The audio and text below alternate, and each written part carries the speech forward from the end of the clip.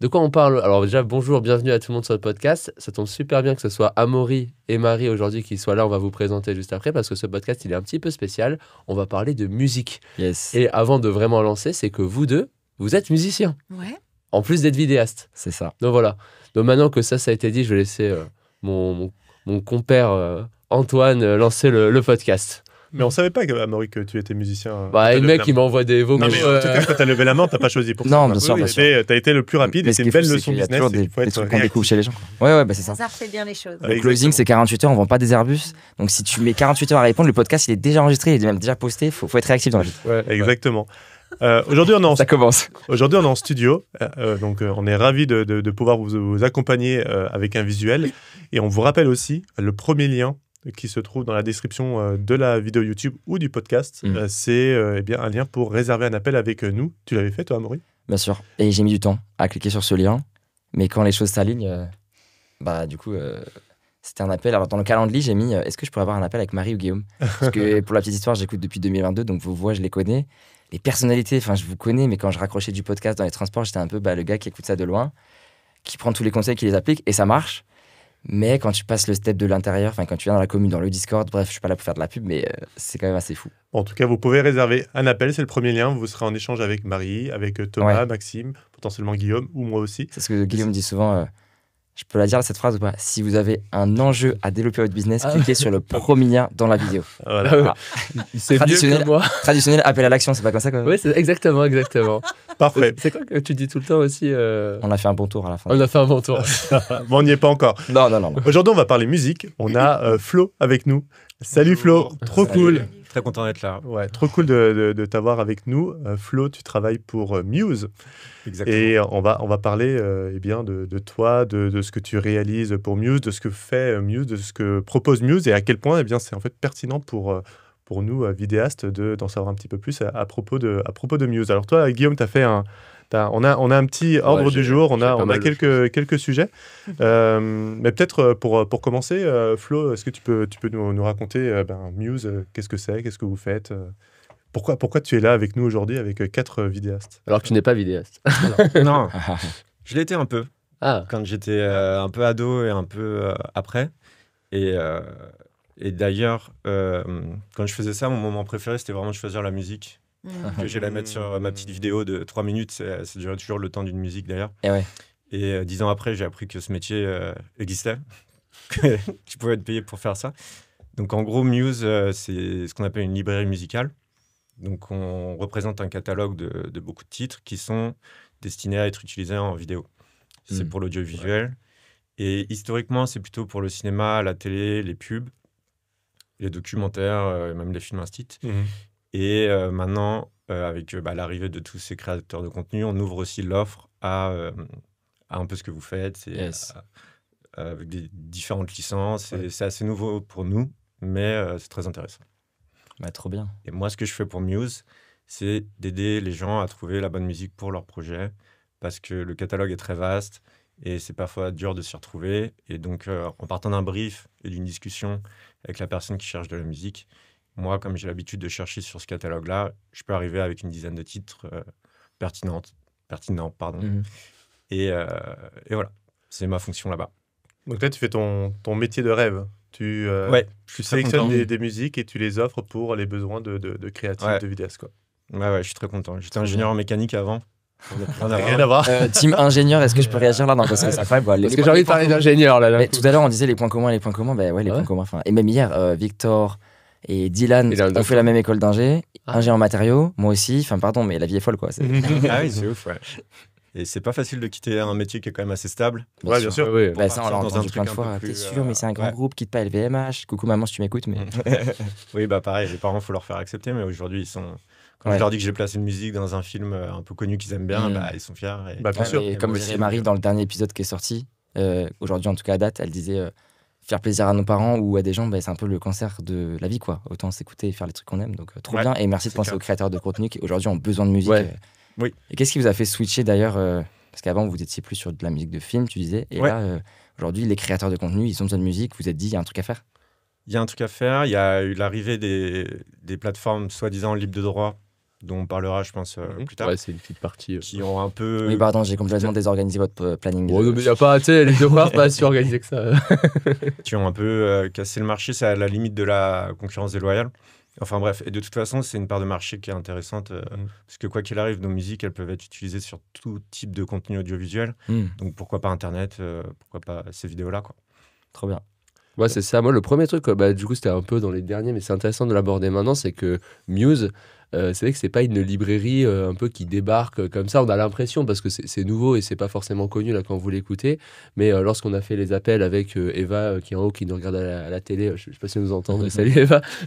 Et oui. Et tout ça, c'est vrai que c'est le plus grand catalogue français aujourd'hui qui, historiquement, je sais pas, habille musicalement, je sais pas si ça se dit, mais les documentaires français, Tu parles les duquel films là français de Muse. Ah, ok. Non, je parlais. Ouais, mais en fait, c'est Ah, donc un c'est énorme sous-coté. truc. Est-ce qu'on serait Ah, pas mais dans c'est un- sous-côté. Est-ce qu'on serait pas dans un podcast surcoté, sous-côté là Ah ouais, Muse sous-côté de fou. En fait, c'est pas connu du grand public parce qu'historiquement, on travaille juste avec des professionnels. Et du coup, enfin, on fait pas de marketing destiné à voilà, tous les gens qui font de la vidéo, qui veulent s'y mettre et tout ça. On travaille avec des superviseurs musicaux, des réalisateurs de films, de pubs. Et c'est pour ça que c'est pas connu du grand public, c'est pas extrêmement connu. Mais dans le milieu, on est quand même bien connu. Et ça fait 30 ans que ça tourne, quoi. Quand tu dis professionnel, donc depuis 30 ans, Ouais. qui sont ces professionnels ou qui étaient ces professionnels?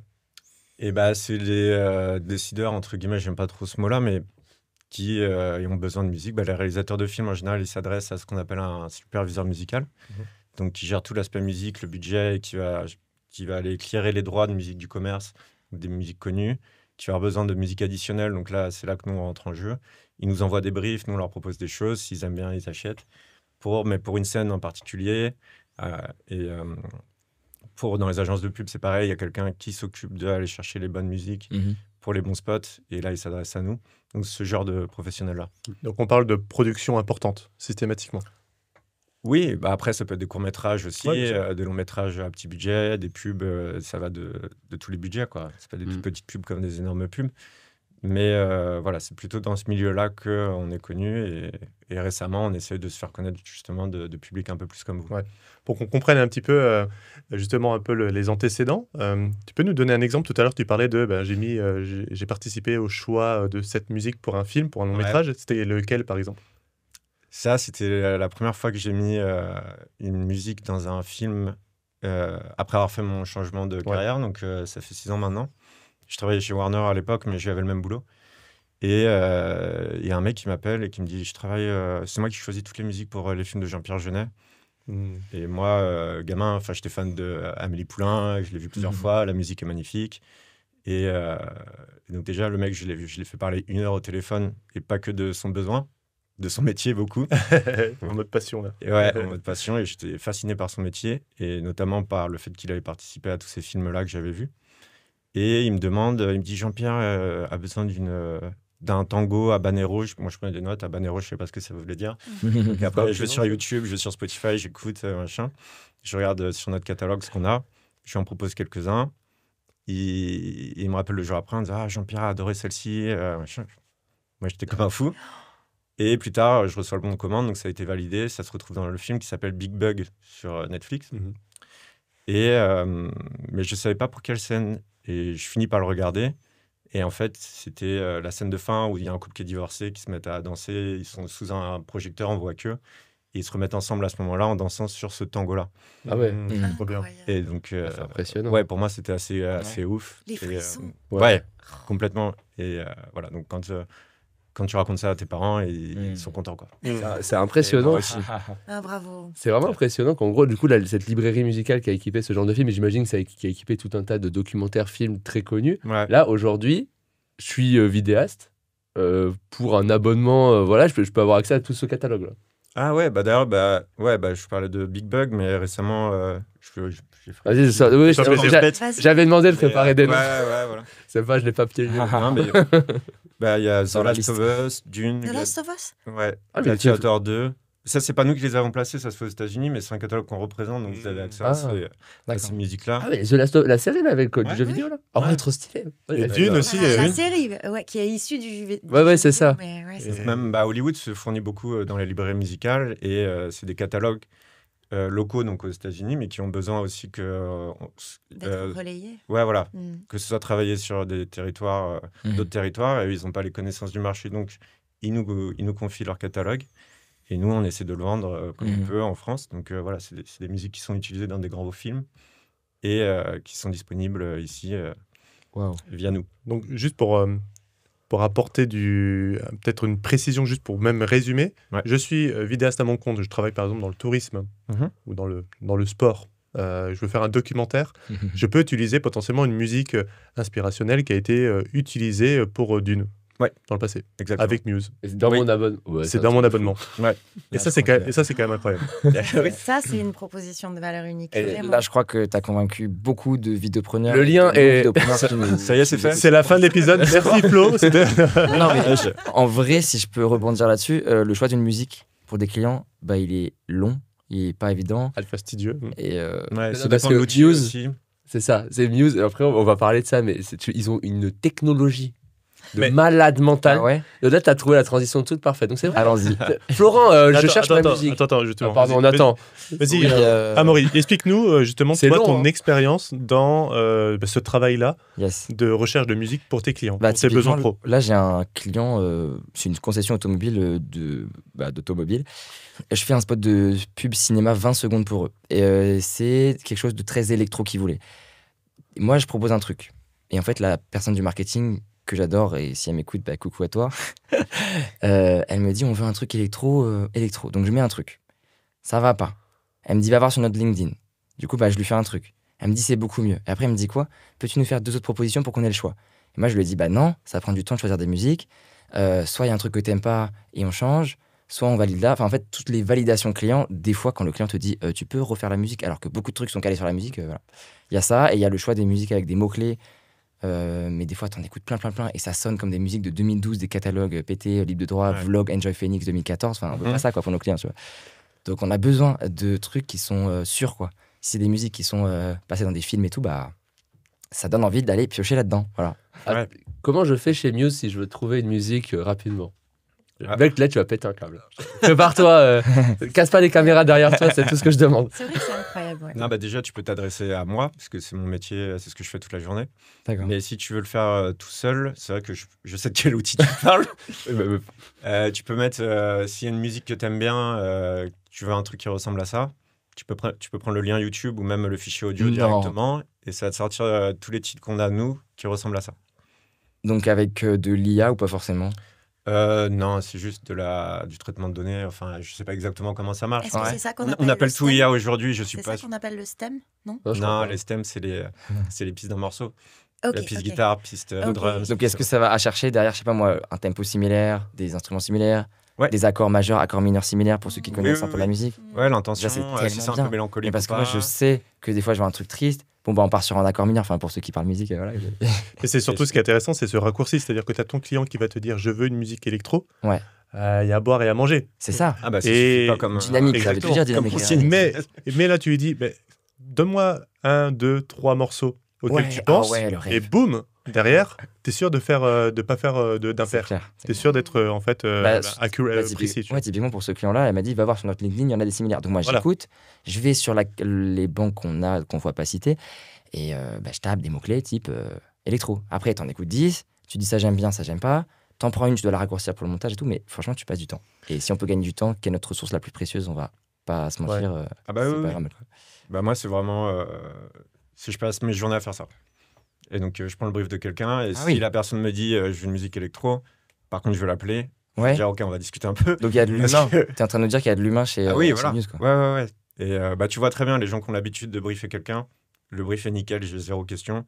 Et il y en a d'autres, surtout en film instit par exemple, tu vois, ils n'ont pas l'habitude de chercher la musique. Mm. Trop bien. Et ça n'a pas beaucoup de sens, tu vois ce qu'ils m'envoient. Donc là, en général, j'appelle et je leur demande. Et parfois, ils n'ont même pas eu l'idée de m'envoyer une référence en disant ah, mais il y a une musique que j'adore, j'aimerais que ce soit un Mais peu des comme fois, on ça. sait pas comment Bah, faire. je fais on va commencer par ça parce que c'est vachement plus parlant que des mots. Parce que parfois, c'est difficile de décrire une musique Ouais. avec des mots. Ouais. Et certains vont utiliser le même, mais vont pas vouloir dire la même chose. Une musique vaut mieux que 1000 mots, quoi. Exactement. Permettre. Donc s'il y a 2-3 références Ça simplifie vachement mon travail, moi. C'est ce qu'on disait en off tout à l'heure, avant de commencer le podcast. Antoine disait, mais en fait, t'es un peu un sommelier de la musique. Et moi, je disais personal shopper. En fait, il y a vraiment quelque chose de cet ordre-là. C'est-à-dire que, tu vois, là, tu viens de parler, par exemple, de clients qui font des films instit et qui n'ont pas forcément le vocabulaire adapté pour t'expliquer ce qu'ils voudraient. Et c'est à toi d'inférer, tu vois, de comprendre avant qu'ils le formulent ce qu'ils veulent. Quoi. Et ça, je trouve ça incroyable, vraiment. C'est comme te dire, bah, moi, j'adore le look de... Je voudrais être habillée comme... et te parler de... Je sais pas. Et tu vas me dire, ah ben, j'ai le petit haut qui va... Et là, en l'occurrence... Il n'en faut pas plus pour te séduire, quoi. C'est vraiment ça, trouver ce que l'autre cherche. C'est génial. Et c'est vrai, quand tu pars que avec des mots, c'est compliqué. Et si vraiment la personne n'a pas de musique en tête, n'a pas d'exemple, bon, bah, je vais faire une première sélection de 10-15 titres, je lui envoie. Parfois, il va me dire, c'est pas du tout ça. Parfois, il va me dire, bon, ok, la plupart, c'est pas ça. Par contre, il y a la deuxième, c'est exactement ça, mais elle est un peu trop dynamique. Est-ce que tu peux me trouver? Donc, après, c'est des allers-retours comme ça qui sont super intéressants jusqu'à qu'ils me disent, ah bah c'est bon, on est en plein dedans, trop bien. Quoi. Mais c'est vrai qu'on parle pas tous le même langage avec la musique. Enfin, il y a des gens qui vont dire c'est trop dynamique, mais oui, est-ce que le tempo va trop vite? Est-ce qu'on entend trop un instru qui prend le dessus? Je pense qu'on a besoin de se faire accompagner là-dessus. Mais ça, à la fin, on va faire un petit jeu pour voir comment Florent pense quand il cherche des trucs. Parce que moi, en tant que vidéaste, et vous aussi, j'imagine, on tape tous les mêmes mots-clés, genre uplifting, epic, upbeat, up tempo, up machin. Up tempo, je pense que attends, up tempo, pour ceux qui savent, c'est du style de gros barbare. Hein. Oui, je pense pas que tu dois taper ça. Non, mais genre, je sais plus quoi. Ça dépend ce que ton client demande. Flo, tout à l'heure, tu disais quelque chose d'intéressant, c'est que tu as aujourd'hui des clients qui savent te proposer un brief qui te permet donc de trouver facilement la musique. Plus ou moins facilement, mais j'ai très bien compris ce qu'ils voulaient. Et pour ceux qui nous écoutent, qui travaillent aussi donc avec des entreprises, qu'est-ce que tu peux leur recommander justement à dire à leurs clients pour que le brief soit justement pertinent? Alors, Jules Caillard, et vraiment, je me suis fait la réflexion. C'est un mec avec qui j'ai l'habitude de travailler. C'est un superviseur musical pour des séries et des films, assez connu d'ailleurs en général. Et il y avait pour 3 scènes différentes, il avait besoin de 3 musiques. Pour les 3, j'avais une musique de référence, un lien YouTube. Et parfois, ça ne suffit pas. Il me dit un petit texte ensuite. Qu'est-ce qu'il aime dans cette chanson? Oh, yes. Ça, c'est le dynamisme, le rythme. Il y a un peu d'émotion, c'est un peu mélancolique, mais pas trop. Une intro un peu en crescendo. Une fin, pareil, en climax. Et, parce que dans une musique, il y a tout un tas de critères. Et il met le doigt sur exactement qu'est-ce qu'il aime dans cette musique, qu'est-ce qui fonctionne. Et là, donc, si ça doit être instrumental, s'il doit y avoir des voix, s'il doit y avoir tel ou tel instrument, là, vraiment, c'était extrêmement clair. Quoi. Donc, les 2 éléments clés, c'est idéalement, parce que tout le monde n'a pas toujours une musique de référence en tête, mais si vous en avez une, c'est trop bien. Et ensuite, préciser dans cette référence ce que vous cherchez, ce qui vous plaît. Quoi. Est-ce que, pour rebondir, on pourrait pas faire le parallèle avec ce qu'on fait exactement avec nos clients chez les vidéopreneurs? Tu recueilles du besoin, tu le traduis. Tu dis, attendez, j'ai bien compris ou j'ai pas bien compris. Du coup, on parle là-dessus, on parle là-dessus. Enfin, c'est hyper intéressant de voir. Tu creuses en fait le besoin, parce que des fois, le besoin, il veut tout et rien dire. Donc, tu fais un peu je vais pas dire les acronymes qu'on a chez nous, mais un entretien client, quoi.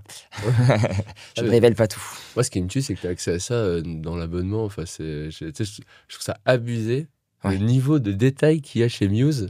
Quand on a fait l'appel, qui nous racontait le truc, on a fait le truc qui n'est pas l'IA, mais où tu fais une recherche par similarité. On a mis du Shakira, c'est pour tout ce qu'on a testé, on a testé ce qu'on avait sous la main. Et c'est impressionnant ce qui te sort, parce que la bibliothèque, elle est extrêmement qualitative. Comme ils équipent tous les meilleurs films et compagnie, tu as une bibliothèque ultra quali. En plus, tu as un outil qui permet en 30 secondes de rechercher la musique que tu veux, ou en tout cas dans toi ce que tu veux. Et en plus, au pire, si vraiment tu n'arrives pas avec tout ça à trouver une musique, tu as quelqu'un qui peut te répondre aujourd'hui, sachant que c'est une boîte française. Donc en conséquence, tu vois,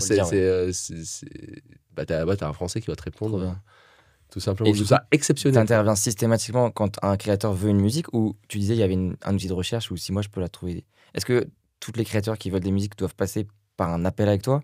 Non. En fait, ça dépend vraiment des clients. Même, il y a des clients qui ne sont pas des vidéastes et qui sont vraiment des superviseurs musicaux historiques.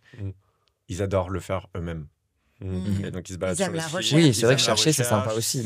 C'est leur truc et tout. Et il y en a, soit par manque de temps, soit parce qu'ils n'ont pas envie de s'embêter à faire ça, et ils passent par moi. Mais si tu veux le faire tout seul, tu peux. Et il y a du coup cet outil de recherche par similarité, où tu peux mettre Shakira, et puis après, une fois que tu en as trouvé une qui te plaît, tu peux aussi relancer une recherche par similarité depuis ce titre-là. Et ça sélectionne une plage d'1 minute en fait sur le titre, mais s'il y a que l'intro qui te plaît, bah, tu vas déplacer ta petite plage, tu prends que les 30 premières secondes et tu relances la recherche. Oh waouh. Et tu peux après rajouter des mots-clés. Ça correspond vraiment aux usages d'aujourd'hui. Enfin, on n'a pas le time de perdre du time à chercher. Mais clairement. Voilà. Et qu'est-ce qui vous a fait... Enfin, est-ce que vos concurrents, sans les citer, s'il y en a, ils ont cet outil-là? Moi, j'ai eu l'accord du marketing pour les citer. Hein, mais... Je vais pas mettre les pieds dans le plat, mais voilà. Toutes ces fonctionnalités, ça vous différencie ou vous avez copié d'autres concurrents? Concurrents, nous, on est une librairie musicale, donc on n'est pas une plateforme soi-disant libre de droit. C'est deux choses complètement différentes. Et donc, il y a d'autres librairies comme nous qui ont cet outil-là. Je crois que Artlist, Epidemic et tout, donc ça balançait tout le monde connaît. Oui. Soi-disant libre de droit, je crois pas qu'ils aient cet outil-là. Okay. Mais tu vois, vu qu'on a cité les noms, il y a un truc. Nous, hier, on a réalisé un documentaire qui a été au cinéma et c'est vrai qu'on en parlait avec Marie. En fait, quand tu utilises Artlist, il y a vraiment ce truc-là de... Tu reconnais les musiques d'Artlist. Tu vois la musique, les messages, tu la connais cette musique. Mais des fois, tu vas sur LinkedIn et tu te dis, ah putain, cette musique, j'ai déjà utilisé pour 3 clients, quoi. Ouais, c'est ça. Et là, c'est marrant, ça t'a commencé à faire un truc intéressant. On pourra parler de la différenciation après, mais je trouve ça super intéressant de le mettre. C'est que vous êtes français. Et le français, on le sait, il y a un droit très spécifique et peut-être plus complexe que d'autres pays. Moi, ce que j'aimerais savoir déjà dans un premier temps, c'est typiquement, je vais sur Artlist. Quand je télécharge une musique et je l'utilise, il se passe quoi niveau droit aujourd'hui? Tu disais qu'il casse le marché, machin. Déjà, juste pour revenir à ce que tu disais sur le fait que tu as déjà potentiellement entendu la musique 40 fois, si j'ai noté les chiffres, nous, on a 350 000 titres et eux, ils en ont 40 000. Ah ouais. Donc, c'est pour ça aussi que il y a plus de choix et que chez Artlist, eux, ils se focusent beaucoup sur la tendance actuelle. Il y a des modes un peu dans la vidéo et tout ça. Et c'est pour ça que tout le monde utilise un peu les mêmes. Si tu veux sortir un peu de ce champ-là, de ce que tout le monde utilise, c'est plus difficile que chez nous. Et après, parlons licence. Ouais, voilà, c'est ça. Mais c'était super intéressant cette conversation qu'on avait eue. Déjà, dans un premier temps, quand je télécharge une musique pour Artlist, parce que c'est vrai que c'est un peu invisible. Moi, je prends la musique, je l'utilise. Mais ça veut dire quoi, niveau créateur, pour celui qui a créé la musique, il se passe quoi derrière qu'on ne voit pas? Alors, justement, c'est assez complexe comme sujet. Mais leur business model est un truc qu'une entreprise française, par exemple, ne peut pas faire. C'est pour ça qu'il n'y a pas d'entreprise française qui est soi-disant libre de droit. Ils font ce qu'on appelle du buy-out. Donc, ils achètent le morceau au compositeur. Le compositeur, il ne le reverra jamais, il n'aura plus jamais aucun droit dessus. Et donc, il n'y a ni droit moral. Le droit moral, c'est très important en droit d'auteur français. Donc, il ne pourra jamais s'opposer à la diffusion de son morceau sur quoi que ce soit. Sur un parti politique qu'il n'aime pas, sur des produits qui ne lui parlent pas. Et il n'y a pas de rémunération proportionnelle, très importante aussi via la SACEM. Si il a son morceau qui pète, qui est utilisé dans une pub Lancôme pendant 2 ans à la télé, il ne reverra pas un sou. Alors que ça, c'est très, très important en France. Et nous, tout notre catalogue est à la SACEM. Chaque diffusion, que ce soit en radio, en télé, même sur le web, et à chaque répartition SACEM, il touche de l'argent, le mec. Et donc ça, c'est la principale différence entre eux et nous. Elle est majeure. Elle est majeure. Ouais. Et donc c'est ça qui est un peu bizarre, c'est que c'est un business qui est... L'entreprise en France ne pourrait pas le faire. On a le droit d'être client, mais on n'a pas le droit d'être vendeur de ce type de fonctionnement. Et ensuite, pour les licences qui sont délivrées par Artlist, je ne les connais pas super bien, mais c'est toujours un peu flou. Parce que c'est quand même quelque chose d'assez compliqué. Nous, on fait plein de licences unitaires et c'est toujours pour ce qu'on appelle un scope, un plan média très précis. C'est diffusé à la télé en France pendant 6 mois et on vous donne les droits là-dessus et on a une grille tarifaire, c'est très transparent. Eux, on ne sait pas trop à quel point tu as le droit d'être diffusé, où, quand, comment. Ouais, c'est assez flou. Et voilà, il y a plein de droits différents. Donc, il y a les droits d'auteur, mais aussi les droits de voisins. Qui sont moins connus et qui sont gérés par l'ASPRE au même titre que la SACEM gère les droits d'auteur. Et là, ça concerne les interprètes et les producteurs en opposition à la SACEM qui s'occupe des éditeurs et des auteurs-compositeurs. Donc ça rentrait trop dans les détails. Comme c'est des droits qui sont moins connus, ils ne rentrent pas toujours dans les licences d'Artlist ou Epidemic. Et il y a l'ASPRE, donc cet organisme qui veille à ce que ces droits-là soient respectés, fait des réclamations assez régulièrement sur des diffusions de titres soi-disant libres de droit. Et les clients se retrouvent un peu perdus et leurs vidéos sont supprimées de YouTube ou autre. Oui, les fameux strikes ou avertissements. Ouais. Tandis que nous, c'est très clair. Et puis, même si tu as le moindre doute, tu nous appelles, on est réactif. Je suis pas sûr qu'il y ait quelqu'un au bout du fil chez les autres, quoi. Complètement. Ça, la relation directe comme ça, je trouve que c'est vraiment incroyable. C'est un game changer. Ouais, et c'est quelque chose qui est présent aussi, tu vois, dans le collectif des vidéopreneurs. C'est quand il y a quelqu'un qui est dans le mastermind ou dans l'incubateur et qu'il a besoin de parler directement pour avoir un conseil là tout de suite. Il y a le Discord, il y a des gens qui sont en ligne, des ambassadeurs, des coachs qui peuvent l'accompagner sur un... Ça, moi, c'est pour ça aussi que j'ai vraiment adhéré à cette communauté comme à une famille, quoi. C'est-à-dire que je peux parler à des gens directement, tu vois. Vraiment, j'ai besoin de parler à un humain. Tu es de ma famille, celle que je ressens, celle que je ne sais plus les paroles, mais...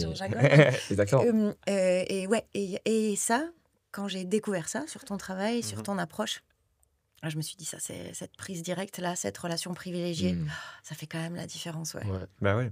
Non, mais je comprends. Ouais. Et puis moi, j'aime bien, en plus, quand tu maîtrises un sujet, c'est agréable d'aider les gens, en fait. Oui. De répondre au téléphone. Et voilà. De partager des refs aussi. Ouais. De parler culture musicale. Alors, ça parle peut-être aux spécialistes et tout, mais moi, j'adore, tu vois. Les émissions musicales d'autres fois où on citait des noms d'albums avec l'année de sortie et tous les trucs de jazzeux un peu et tout ça, ça m'a toujours fait kiffer, quoi. Le gros avantage par rapport à ça, c'est que, comme je le disais, il y a des clients qui m'envoient une référence en disant j'aimerais que ça ressemble à ça. La référence, je la connais pas toujours et parfois, c'est un truc magnifique. Que tu découvres. Oui, voilà, c'est ça. Je le mets tout de suite dans ma playlist Spotify et le lendemain, je le réécoute. Du coup, tu grandis avec tes clients musicalement. Ouais. Tu les accompagnes, tu découvres des trucs. C'est trop bien. Comme on fait chez les vidéopreneurs avec. Enrichissement bilatéral, quoi. Et j'ai trouvé les paroles, c'est celle que j'ai choisie, celle que je ressens. Et ouais, on a choisi notre famille des vidéopreneurs. On a choisi d'être là, on a choisi de prendre un call.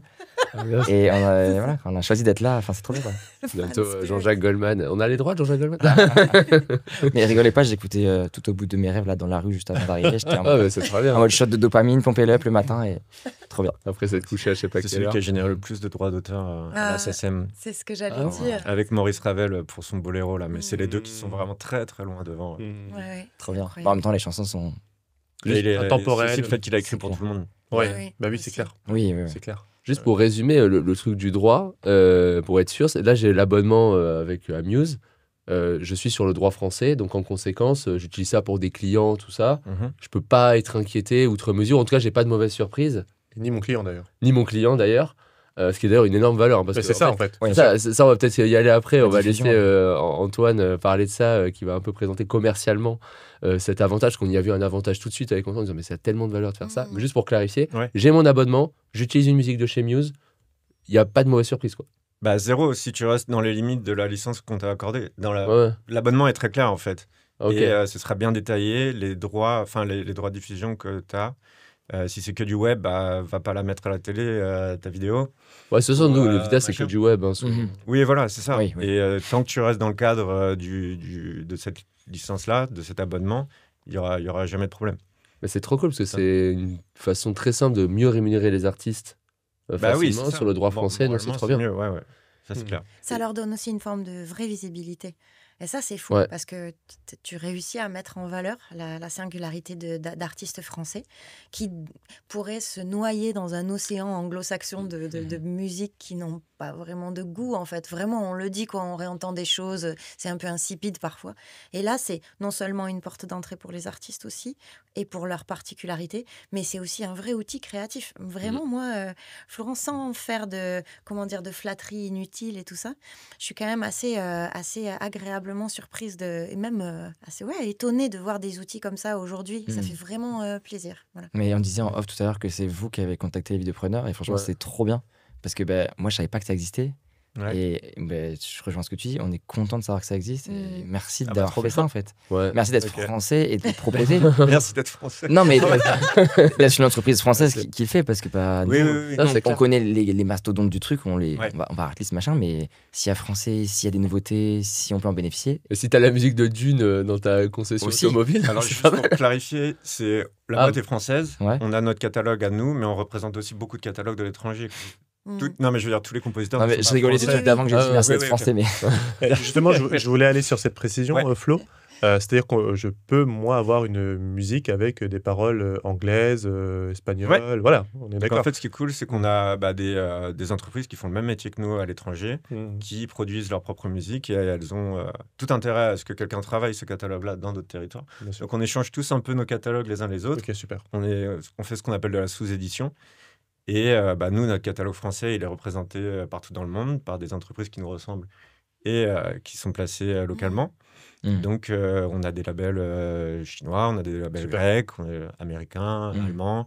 Donc, tu peux trouver de la musique vraiment qui est faite dans le pays qui t'intéresse et qui est assez authentique, quoi.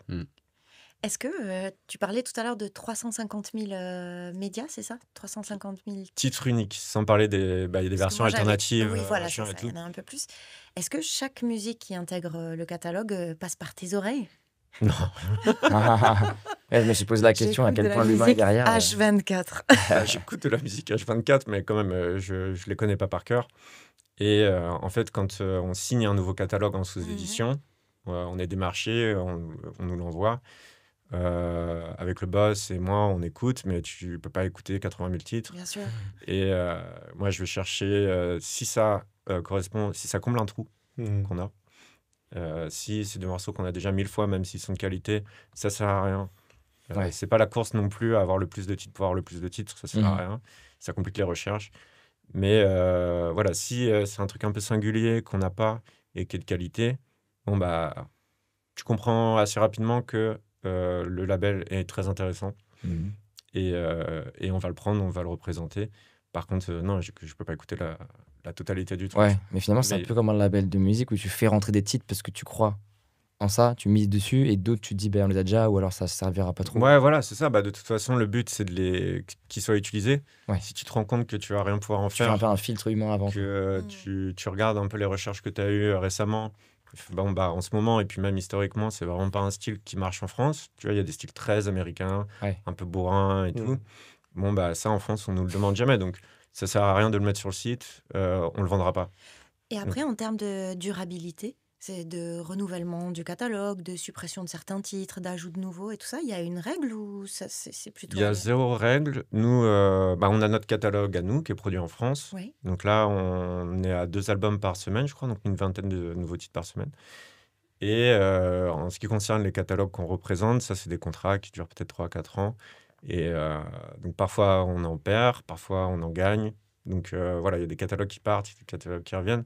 Mais on en a beaucoup, quoi. Je crois qu'on est 200 et quelques catalogues. Donc, il y en a qui sont énormes, il y en a qui ont 4 albums. Enfin bref, ça évolue. Ok. Ça, c'est vrai que c'est des bonnes questions de passer là-dessus.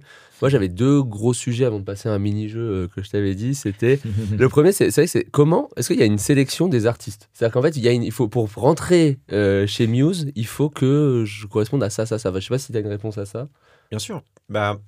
Bah oui, parce qu'on ne peut pas accepter tout le monde. Ouais. On ne peut pas accepter n'importe quel titre non plus. Même si n'importe quelle prod, ouais, voilà. Du gros son. Et donc, il y a des... On fait quand même pas mal de volume en production, parce que là, je vous parlais de 2 albums par semaine, c'est beaucoup. Et donc, il y a des compositeurs historiques avec qui on travaille depuis longtemps, on leur fait confiance. Et on se met d'accord sur un thème, ils vont faire l'album dessus, et puis on valide quand même toujours. Et de temps en temps, on voit que, pareil, je parlais de trous dans le catalogue. On va voir, on est souvent démarché par des compositeurs et tout, et il y en a avec qui on n'a pas travaillé parce que c'était pas le moment. Et on réécoute les démos qu'ils nous ont envoyées, on fait ah ouais, ça en fait c'est charmé, on a des demandes là-dessus en ce moment, on pouvait pas y répondre, donc on va travailler avec lui et on lui fait un brief, il compose les chansons, il nous envoie des maquettes qu'on valide pas, et voilà, on le dirige, on fait un peu de direction artistique jusqu'à qu'on arrive à un produit fini qui nous satisfait, et là on le met en ligne. Oh, mais c'est 10 corps de métier, c'est génial. Ouais, ça c'est très cool à faire aussi. Ah ouais, c'est hyper intéressant, il y a plein d'angles de vue. Ah ouais, super. Il y a plusieurs points que je voulais aussi relever, plus pour moi en tant que vidéopreneur, à quel point en fait je trouve qu'il y a des bénéfices de collaborer avec Muse. Le premier, c'est c'est pas notre premier échange. Je pense que la toute première fois qu'Eva nous avait contacté, ça devait être au début de l'été, mai-juin, quelque chose comme ça. On a eu donc une possibilité d'expérimenter, d'essayer la plateforme, et ensuite on s'était revus, on avait fait des feedbacks, etc. Le premier point que j'avais trouvé génial, c'est qu'il y a de votre côté une capacité d'adaptation qui est rapide. C'est-à-dire quand vous avez fait remonter quelques points en disant bah tiens ça, d'un point de vue expérience utilisateur, ce serait mieux que ce soit ainsi, etc. Et très rapidement, vous avez été réactif et vous avez ajusté.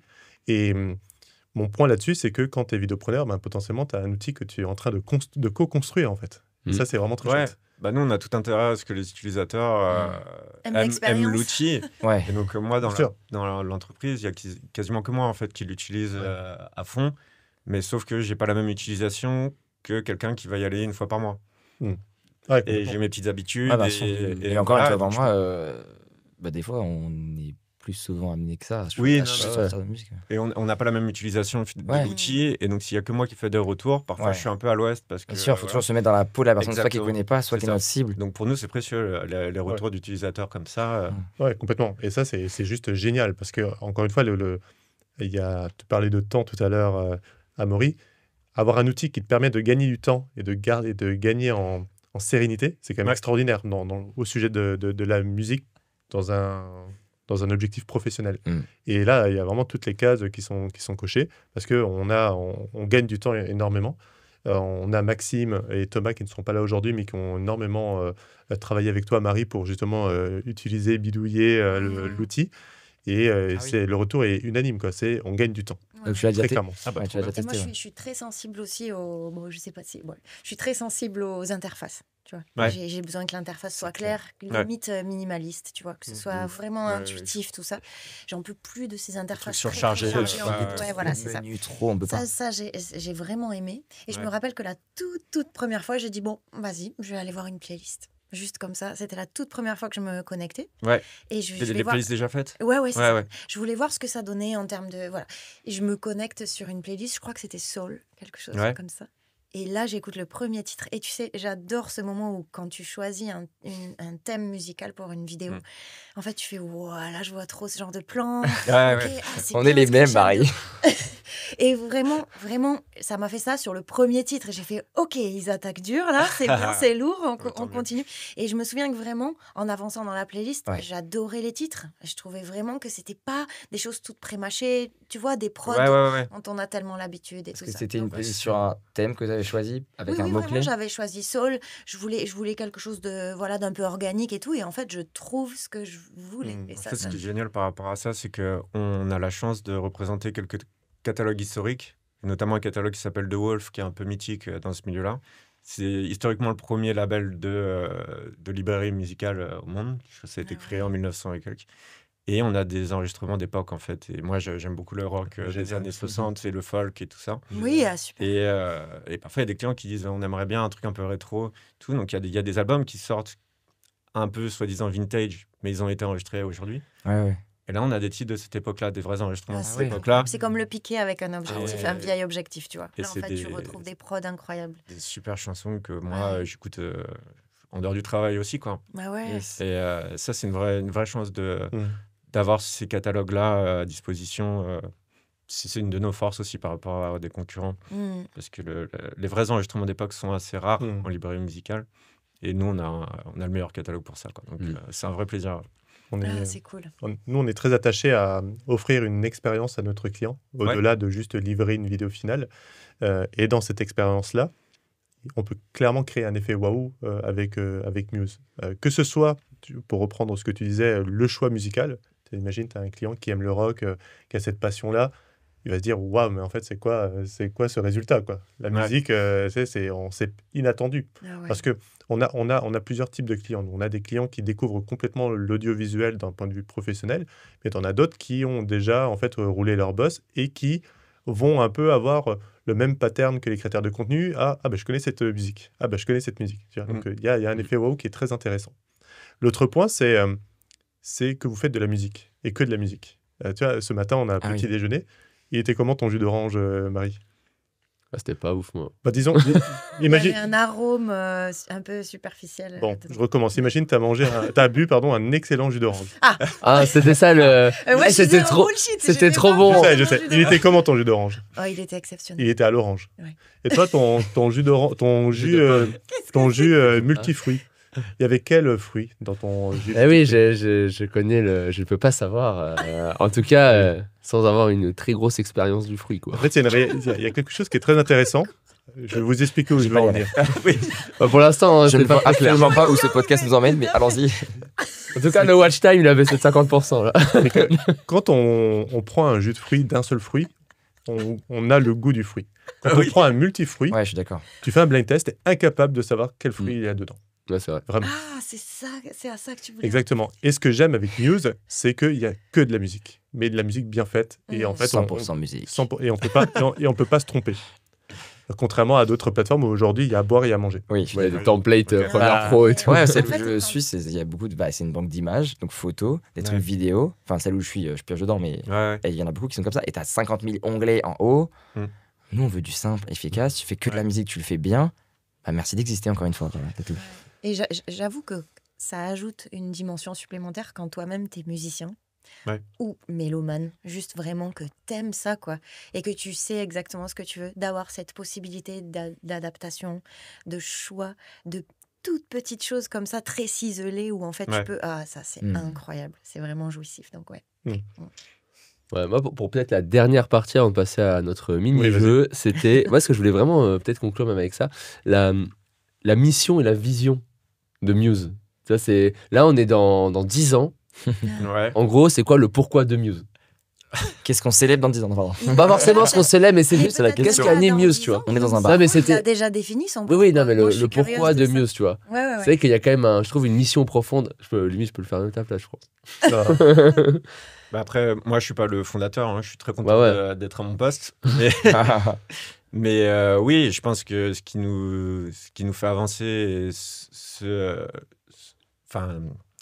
qui est agréable, c'est de pouvoir accompagner déjà depuis longtemps des productions importantes et avec le respect des droits d'auteur, si je veux, en opposition aux autres plateformes, dans les règles, avec la SACEM, que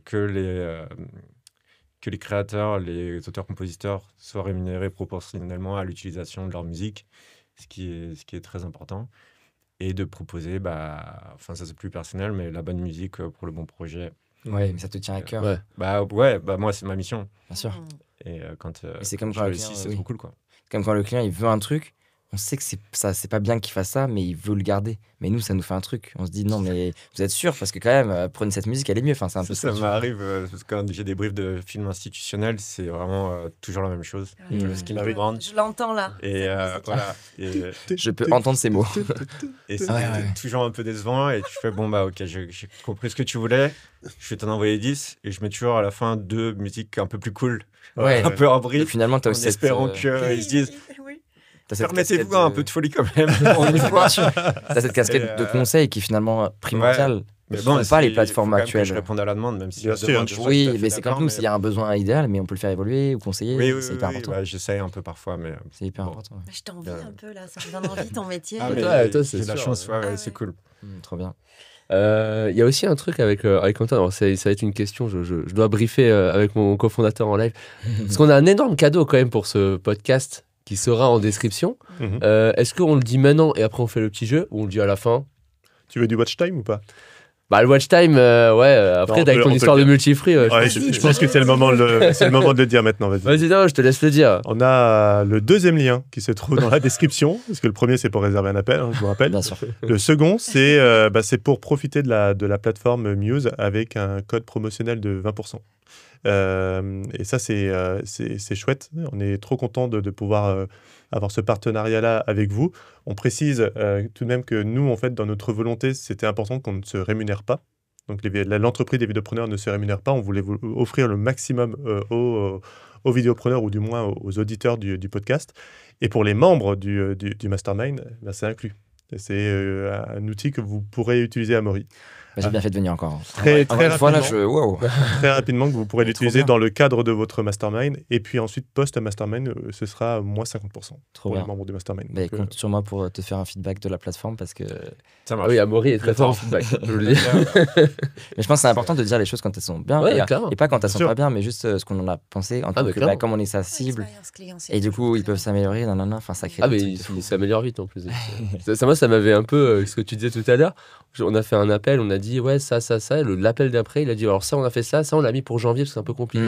On en revient à ce qu'on disait tout à l'heure au début de l'épisode ou en off, je sais plus, la réactivité, pour moi, c'est une des clés d'une collab réussie. Si moi, si je me dis, je leur fais un feedback et que dans 3 ans, la plateforme est toujours comme aujourd'hui et qu'il y a des trucs qui vont pas, on va switcher de client et puis voilà.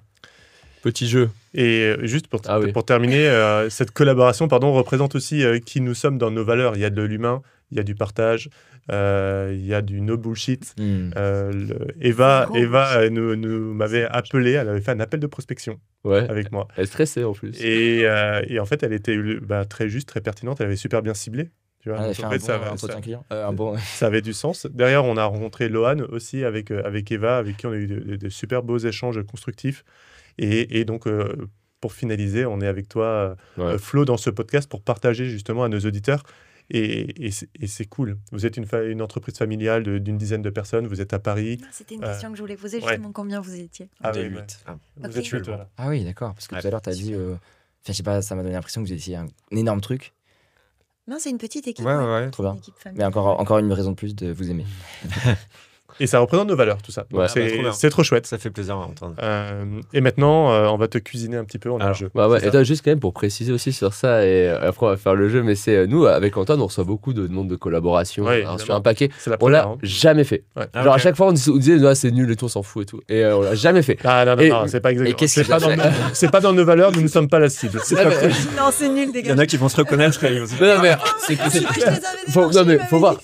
Les 3 quarts des demandes de collaboration qu'on a, et c'est vraiment pas ciblé, c'est vraiment la prospection mal faite, quoi. C'est ça, tu vois, et le produit qui convient pas. C'est aussi bon, tu vois, ils voient un petit lien avec toi, ils te disent oui. En gros, c'est un peu genre, tu sais, on t'envoie le produit, on soit bien content. Quand on a eu Muse, on a dit mais c'est exactement. Pourquoi moi, pourquoi eux, pourquoi maintenant. Ah, ils le font pas, t'inquiète. Non, mais le icebreaker était beaucoup. Enfin, c'était naturel. Il y a ça, il y a les valeurs de l'entreprise, le truc de c'est français, le truc du. Ils ont coché des cases. Ouais, c'est ça, tu vois, il y a vraiment un vrai truc, c'est la première qu'on fait. Et moi, je suis trop content, je suis le premier convaincu du truc.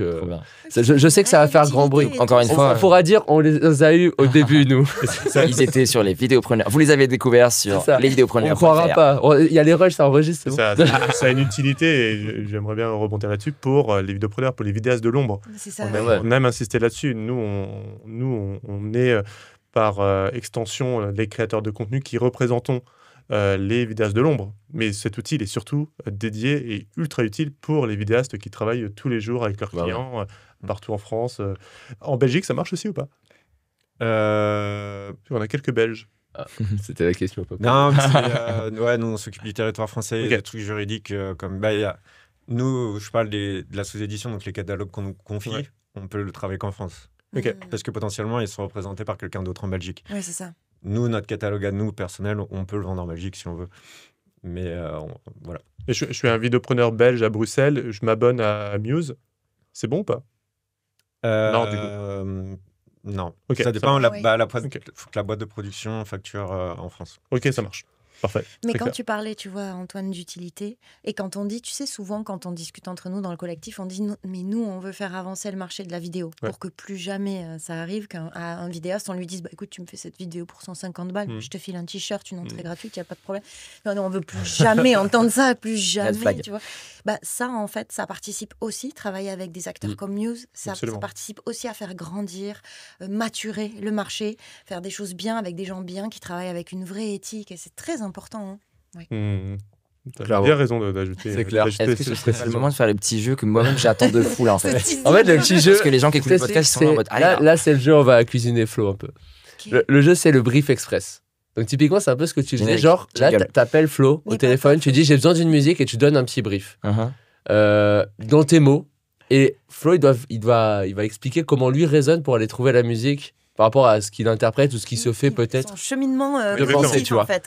C'est un peu ça. L'idée, c'est pas qu'il y a une bonne réponse ou quoi, mais c'est plus d'avoir peut-être des mots-clés. Peut-être des mots-clés qu'on n'a pas, nous, ou des trucs comme ça. Pour moi, je te dis, je veux une musique d'interview. Tu peux dire, une musique d'interview, c'est tel type de note, c'est tel type de rythme. Tu vois, moi, j'en sais rien du tout, tu vois. L'idée, c'est de faire ça. Si tu veux, je peux commencer. Ça vas-y. Moi, je dois répondre en tant que moi ou je me mets à la place d'un vidéaste. En tant que vidéaste. En tant que. Parce que c'est pas exactement la même chose. En tant que toi. En tant que toi, comme si tu devais rechercher la musique et traduire ce que je te dis, parce que...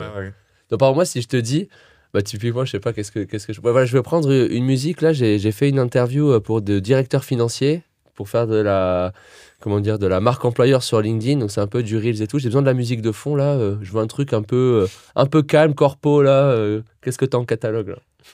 Je vais commencer par te demander si tu veux des trucs un peu organiques, acoustiques ou plutôt modernes avec des touches d'électro. Je vais demander des précisions avant. Ah ouais, d'accord. Acoustique, non, je sais pas. Moi, je dirais un peu plus électro, là, les trucs que j'ai en tête, corpo. Là. Électro, calme, qui prend pas trop de place, qui est vraiment en fond. Ok. Là, moi, je vais aller chercher en fait dans toutes les recherches que j'ai déjà fait. Ouais. Tu tapes quoi, par exemple? Non, mais en fait, le truc, c'est que moi, ça fait 1 an et demi que je suis là. Toutes les recherches que j'ai fait pour d'autres clients, je crois que je suis à 850 là. Je m'en rappelle plus ou moins. Je sais que j'ai déjà fait.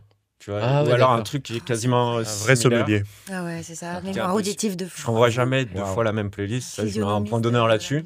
Mais je vais aller rechercher les projets qui sont un peu similaires. Je les réécoute. Je fais, celle-là, elle pourrait convenir. Donc là, je me crée une nouvelle playlist, je vais en mettre de côté. Je peux faire une recherche par similarité sur un titre que j'aime beaucoup. Et je vais en sélectionner une dizaine qui, pour moi, sont des musiques électro assez classe, discrètes, qui marcheraient bien sur une interview. Je te les envoie. Et en suivant ton retour, tu vas me dire non, ça prend quand même trop de place. Ou alors pas assez. Ou alors c'est un peu trop vénère. Mais par contre, celle-ci, je l'aime bien, mais juste un peu moins rapide, ce serait cool. Et après, j'y retourne. Et voilà. Et imagine, c'est toi qui montes la vidéo. Genre, là, tu fais la recherche par similarité. Mais si jamais on devait taper du mot-clé, tu vois. Mot-clé, en fait, je le déconseille, moi. Ah ouais, pourquoi j'ai toujours fait ça. Ouais, moi aussi. Hein. Parce que c'est très subjectif, la manière de se taguer à la main. Parfois tagué par IA.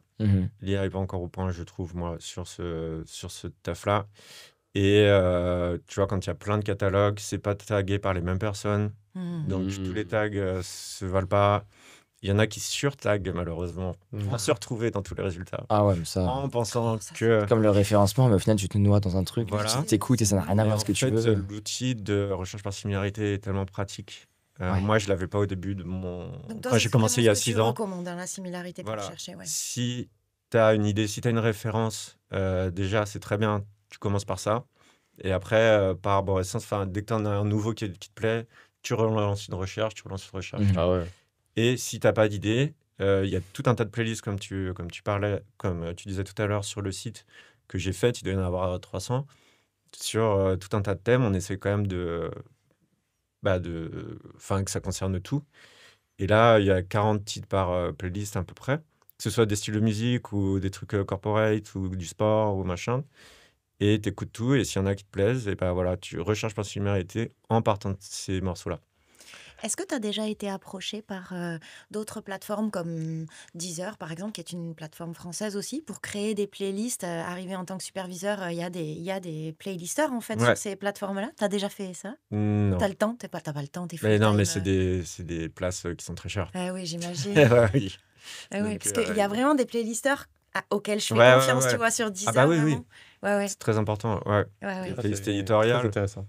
Mais il y a un côté un peu plus sombre à tout ça, c'est que c'est très très business. Oui, forcément. C'est la clé pour un artiste pour percer aujourd'hui, c'est se retrouver dans une playlist éditoriale.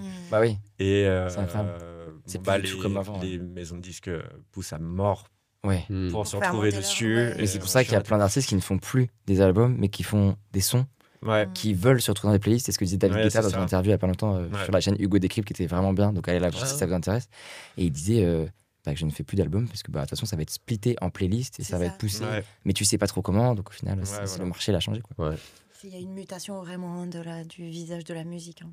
C'est dans la décennie là. C'est que mon jeu tombe un peu à l'eau parce que moi, vraiment sur les mots-clés. Moi, j'ai autre chose. Vas-y. Moi aussi. Et donc, si je comprends bien, tu es notre playlisteur. Oui, c'est ça. Je fais et ça, c'est trop chouette. C'est une playlist à créer. Et ça, je trouve ça très intéressant. Du coup, ça repose sur ton savoir-faire, ton expérience cumulée. Tu parlais de 300 playlists, donc il y a aussi, encore une fois, un côté pertinent, ce qui est très intéressant. Non, moi, j'ai un petit pivot par rapport au jeu. De toute façon, il faut pivoter, là. Je suis client direct. Et je vais te dire, voilà, en fait, la vidéo... ce que c'est, la cible, le but, le pourquoi, le bénéfice, et tu vas me recommander, selon toi, les musiques. C'est-à-dire que le style de musique. Ça joue. Ah oui, voilà, c'est ça. C'est ça. T'as pas encore, toi, d'idée de la musique du tout. Je suis un client sympa, je veux pas la petite musique corpo comme d'hab, quoi. Ouais. Donc tu peux te faire plaisir. Ah, mais ça j'adore. Ce qui est cool dans mon métier, c'est que les briefs, ça va de j'ai aucune idée de ce que je veux. Ok. Carte blanche à très précis. J'ai une référence. Il faut que ce soit le plus proche de ça. T'as pas le choix. C'est 122 BPM. Ouais, voilà. Non, mais c'est ça. Et ça commence par la guitare. Après, la basse, elle arrive à 30 secondes. Après, la batterie, elle arrive à 1 minute. Après, sur ce que tu racontes dans une vidéo, moi, je suis pas du tout dans ce truc-là. Mais sur un film, elle pleure à 12 secondes la vidéo. Il faut que la basse, elle démarre à tel temps. Enfin, j'imagine que... ça, ils font de la composition originale. Mais, oui, effectivement, parfois, ça va du truc le plus carte blanche à le truc le plus précis possible. Et c'est trop bien d'avoir... que ce soit pas toujours la même chose, quoi. Et donc là, j'ai la vidéo ou pas? Non, mais je vais t'expliquer. Non, parce que ça joue. Parfois, on m'envoie le film prémonté. Alors, c'est trop bien, ça. Ah ouais. On t'envoie des trucs jusque-là dans le jeu. Sans le son, ou alors il y a la référence qui est montée, mais il saura qu'il aura pas les droits de cette musique-là. Donc, moi, je mets mute et j'écoute ma musique et je regarde le film. Ah ouais. C'est aussi, on fait ça. Des fois, je mets play sur le logiciel de montage, mais j'écoute plusieurs musiques. Et ce que j'ai dit tout à l'heure, j'imagine des trucs. C'est un service qu'on pourrait demander à Mio. C'est-à-dire que je suis vidéopreneur, encore une fois, je te partage mon travail final. Ouais. Et effectivement, donc la musique que j'utilise ne sera pas la définitive. Ouais. Et toi, derrière, tu es dans tes recos, quoi. Ah bah moi, ça m'aide dans ma recherche. C'est vraiment un sommelier. Tu arrives avec une bouteille, tu dis, en fait... c'est ouf. Incroyable. Attendez. Tu comprends plus l'intention, le rythme de la vidéo, et du coup, ça va jouer sur le choix de la musique. Et, surtout, le plus d'éléments j'ai, mieux je vais être pertinent. Je te donne mon cas. Je suis un des associés d'une entreprise qui s'appelle... c'est le groupe Playback. Le fameux. Ouais, et si tu les connais pas, ils ont deux grandes business units. Ils ont l'édition et la presse. L'édition, c'est historiquement les incollables, l'éventail. Question-réponse, ça te parle ça ou pas? Tu sais, c'était classé par. J'avais complètement oublié. Et la presse, c'est le quotidien, c'est mon petit quotidien, l'écho, etc. J'ai une vidéo qui a comme objectif de promouvoir en fait nos journaux qui sont adressés à une cible de 15-20 ans. Ouais. Okay, qui sera diffusée dans les écoles publiques, toutes les écoles publiques françaises. Après, quelle que soit la logistique, ça peut être directement dans une classe. On va prendre le cas classique, professeur principal de sa classe de seconde qui va présenter la vidéo. Et l'objectif, c'est juste de dire hey, vous avez des outils extraordinaires pédagogiques pour bosser. Ouais. Mais la presse, en 2025, quand on est à 15 ans, tu parlais du code écrit, on est à une antithèse. Tu vois. Donc, l'idée, c'est quand même de raviver la flamme et de montrer que c'est un outil extraordinaire. En plus, ils le font très bien. Qu'est-ce qu'on peut mettre comme musique? Il y a une voix off sur la... Il y a de l'interview des journalistes, potentiellement. Oui, c'est vraiment en fond. D'utilisateurs, de clients, d'utilisateurs qui ont 15-20 ans qui l'utilisent. Il peut y avoir des belles images illustratives aussi. Voilà. Je mettrais un petit son mandarin du XIIe siècle. Déjà, il y a ça, évidemment. En regardant les images et en voyant à quel point il y a de la voix off aussi, parce que ça joue vachement. Bien sûr. S'il y a de la voix en permanence, tu vas te diriger vers quelque chose de très discret. Et si c'est pas le cas, moi j'irais me balader dans les playlists que j'ai fait moi pour d'autres clients, pour des projets un peu similaires. Et sur des projets comme ça où j'ai un peu carte blanche, je vais faire une playlist très variée. Ouais. Avec différents styles de musique, différents styles de rythme, et pour faire un point de départ finalement pour la discussion avec le client. Okay. Je vais lui envoyer, elle va dire ah non ça vraiment c'est pas mon truc, celle-ci c'est pas bête, est-ce qu'on pourrait un peu creuser dans cette direction-là?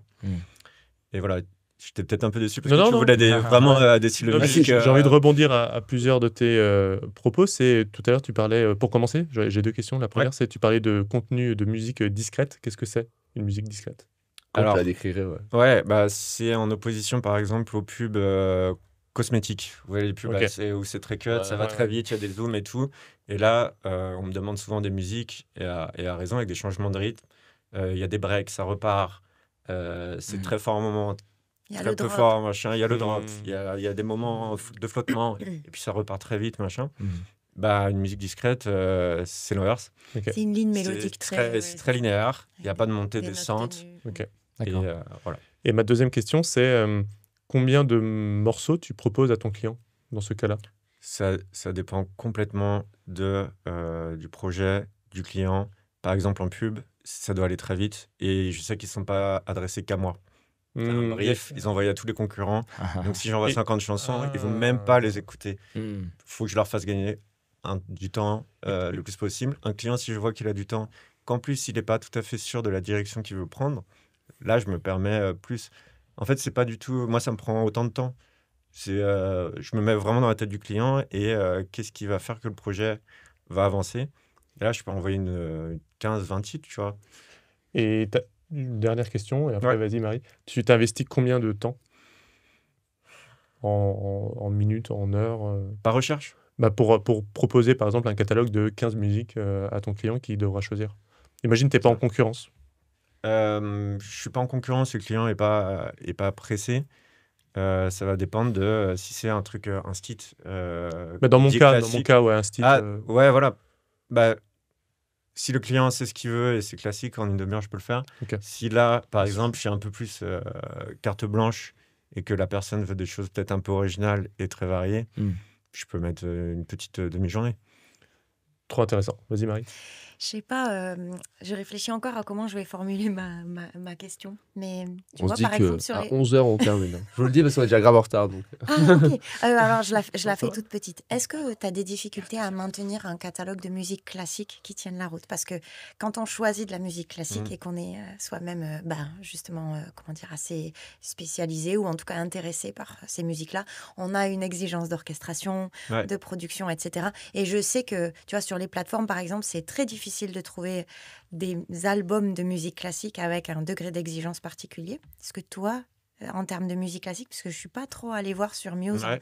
ce que ça donne, comment ça se passe sur la musique classique? Ah bah, Ça se je passe bien suis très et je suis content que tu abordes le sujet parce Ah, que c'est vrai que génial. c'était un point que je m'étais noté et c'est une de nos forces aussi. J'espérais que ma question te Et, désarçonne pas. Et c'est vrai que, et même pour les professionnels historiques, pour la pub, pour les longs métrages et tout, ils n'ont pas forcément le réflexe de s'adresser aux librairies, mais ils vont plutôt aller sur les gros labels classiques. C'est ça. Ça va coûter une fortune, même si c'est libre de droit, enfin c'est dans le domaine public.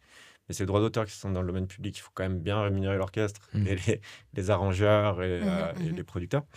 Donc ça a quand même un coût, mais un coût qui est bien moindre chez nous. Et on a un super catalogue de musique classique, Super. très complet, avec des super orchestres. Une raison de Et plus d'aller avant- voir ce que vous faites. Ouais. Mais c'est vrai que je parlais des labels un peu historiques, vintage, voilà, donc ça c'est une de nos forces. Et notre catalogue classique est génial aussi. Trop bien. Ouais. Super. J'écoute du classique tous les matins quand je travaille. Ouais. Quand je fais des tâches qui me demandent beaucoup de concentration. Et je pense que je vais switcher sur Muse pour écouter, quoi. Tu vois? Ah oui, Ouais. moi, Allez, c'est- ça Bah, part. dès que je vais rentrer là, c'est ce que je dois faire. J'ai reçu une demande ce matin Ah ouais, de ok. musique classique et je vais passer l'après-midi dessus. Trop bien. Trop bien. Bah, Je pense qu'on a fait un bon tour. on a fait un bon tour. C'est Est-ce vrai qu'elle que est- est-ce mon qu'elle est jeu, bien placée, mon voilà. jeu était pas top, mais c'était pas mal. Si, Mais ça a si, permis. Guillaume, Mais ça a c'était permis des super. discussions. Mais Ça a si, permis des ça discussions. a permis vraiment de se projeter sur la plateforme. Ouais, c'est clair. Et là, j'ai envie de vous dire où est-ce qu'on peut C'est important de retrouver. savoir Ça que s'écrit les tags comment, aussi, Muse, c'est pas peut-être les pas légal, quoi. Le lien est dans la description. Faut le redire pour les gens. C'est ça. et puis, Mais je Ouais, pense si qu'il y a jamais plein de vous gens voulez. qui vont avoir envie, de discuter avec toi après. Il y a plein de gens Ok. qui vont dire. Ah, Est-ce que tu tu as un conseilles compte Enfin, je sais pas. Là, je me lance un truc. où est-ce qu'on peut te retrouver C'est souvent la question de la fin des podcasts, c'est où est-ce qu'on peut te retrouver Est-ce Ouais. que tu Bah, souhaites, LinkedIn, ouais. est-ce que tu souhaites qu'on te contacte ou pas? Encore une fois, je suis un auditeur.